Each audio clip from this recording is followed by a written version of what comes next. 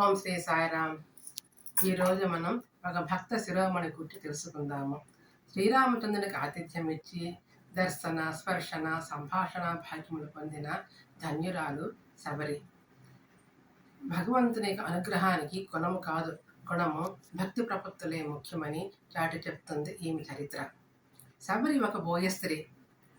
ఆమె తల్లిదండ్రులు ఆమెకు వివాహం చేయడానికి సంకల్పించారు. వారి కులాచారం ప్రకారం వివాహానికి ముందు రోజు ఒక మేకను కులదేవతకు బలి ఇవ్వాలి. ఈ హింసాకాండ శబరికి అస్సలు నచ్చలేదు. తన సుఖ సంతోషాల కోసం ఒక అమాయక మోగ జీవిని చంపడం ఎంతవరకు సబబు అని ఆమె తన వారందరికీ నచ్చ చెప్పడానికి ప్రయత్నం చేసింది. కానీ వారెవరూ ఆమె మాట వినలేదు. ఈ హింసాకాండను చూడలేక ఆమె ఇల్లు వదిలి అరణ్యంలోనికి వెళ్ళిపోయింది.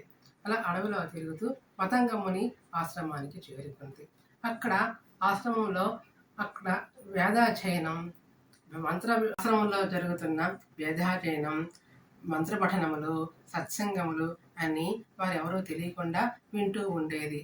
అక్కడ పరిసర ప్రాంతాలన్నీ శుభ్రం చేసి వారికి కావలసిన సముద్రాన్ని సమకూరుస్తూ ఉండేది. ఇలా కొంతకాలం గడిచింది. మతంగ మహాముని ఈమె యొక్క భక్తి శ్రద్ధలు, సేవా తత్పరతను గమనించి ఆమెకి అప్పుడప్పుడు భగవద్ విషయములు ప్రబోధిస్తూ ఉండేవారు. కొంతకాలం అయిన తర్వాత మతంగముని ఆమెకు పిలిచి, అమ్మా శబరి, శ్రీరామచంద్రుడు సీతాన్వేషణలో భాగంగా లక్ష్మణ సమేతుడై ఈ అరణ్యంలోనికి రానున్నాడు. అంతవరకు నేను జీవించను.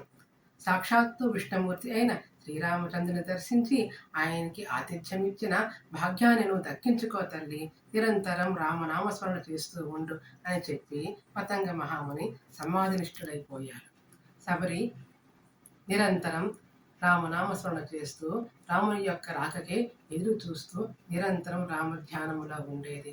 ఏ క్షణానైనా శ్రీరామచంద్రుల వారు వస్తారేమో అని ఆ త్రోవలో ఉన్న ముళ్ళ పొదలన్నీ తొలగించి బాటను శుభ్రం చేసేది. చెట్ల నుంచి రాలుతున్న ఆకులను శుభ్రం చేసేది, కొమ్మలను కొట్టివేసేది. శ్రీరామచంద్రులు కూర్చోవటానికై అక్కడున్న రాళ్లను నునుపుగా చేసేది. ఆయన తినటానికి మధుర ఫలాలను నిరంతరం తీసుకొని వచ్చి సంశుద్ధం చేసేది. చల్లటి నీటిని ఎప్పుడు సిద్ధపరిచేది. ఈ విధంగా నిరంతరం రామనామస్మరణ చేస్తూ రామసేవ చేస్తూ తన కాలం గడుపుతూ ఉండేది. ఆమె యొక్క శ్రవణ మనన నిధిధ్యాసములకు ఈ ఫలితంగా శ్రీరామచంద్రుడు లక్ష్మణ సమేతుడై శబరి ఆశ్రమానికి చేరుకున్నాడు. వారి యొక్క దివ్య మంగళ స్వరూపాన్ని చూసిన ఆ శబరి శరీరం పులకించిపోయి వణుకుతున్న శరీరంతో, మసకబారిన కన్నులతో శ్రీరాముని పాదాలపై వాలిపోయింది. శ్రీరామచంద్రుడు ఆమెకు ప్రేమతో లేవనెత్తాడు. తను తెచ్చిన ఫలములను ప్రతి ఒక్కరి రుచి చూసి ఒక్కొక్కటి శ్రీరామచంద్రుడికి ఇవ్వసాగింది.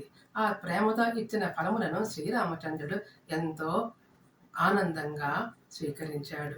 ఈ విధంగా వారి కాసేపు మాట్లాడుకుంటుండగా ఆ మాటల సందర్భంలో సీతాదేవి యొక్క జాడలను కొన్ని తెలియజేసింది శబరి. సంభాషణలు చేస్తూ శ్రీరామచంద్రుని యొక్క దివ్య మంగళ స్వరూపాన్ని చూస్తూ ఆయన పాదాలపై వాలి తన తనువు చాలించిన శబరి అమరత్వం పొందింది. నారీమణులలో భక్త శిరోమణి శబరి. జై సాయిరామ్.